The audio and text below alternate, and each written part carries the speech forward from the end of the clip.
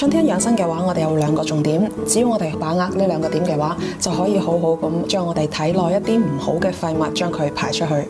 咁第1個重點就係養肝啦，因為春天係萬物復甦嘅時候，會有一種向上助陽氣生發嘅一種力量，亦都係肝氣生發嘅時候。咁春天就係屬於我哋肝臟排毒嘅一個好時機。咁第2個重點呢，就係要健脾胃啦，因為春天雨水比較多、比較濕，所以就會好容易影響我哋嘅脾胃運行。而脾胃係我哋後天之本，所以喺呢個春天嘅時候，將我哋嘅脾胃養好，咁就可以更加好咁將我哋食落去體內嘅一啲食物轉化成營養，令我哋身體吸收。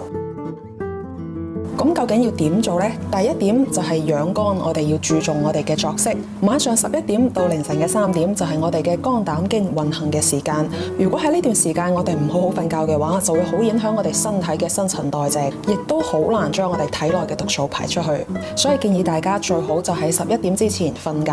咁喺飲食上呢，都會有2個小點我哋要去注意嘅。咁第1個就係建議我哋喺春天多啲去食一啲綠色嘅蔬菜，因為喺5行養生入邊，春天係屬於5色入邊嘅青色，所以就建議大家多食一啲青色嘅蔬菜，包括綠豆芽、香蔥、春筍、菠菜、韭菜、茼蒿等等。咁喺春季嘅時候，其實有好多地方嘅一個習俗就會食春卷，就係將我哋一啲新鮮嘅綠色嘅蔬菜捲入去春卷皮入邊。呢一個亦都係快手健康嘅一個菜式嚟嘅。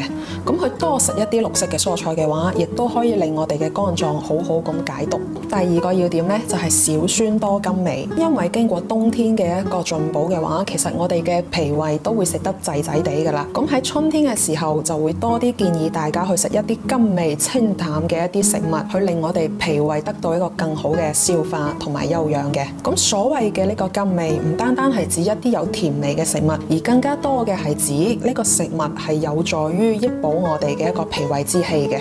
5行入邊，土係生木，而土係屬於呢個脾胃嘅。多食一啲甘味嘅食物嘅話，係有助於我哋肝臟嘅功能。咁甘味嘅食物首選就係大棗同埋我哋嘅鐵棍山藥。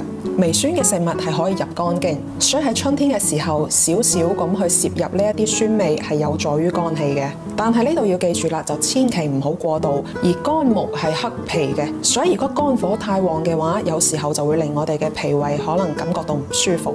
咁講咗咁耐啦，春天究竟可以多食一啲乜嘢食物呢？我就將常見嘅食物同埋相對應建議嘅一啲烹飪方式列喺下面嘅表，大家截圖保存就 OK 噶啦。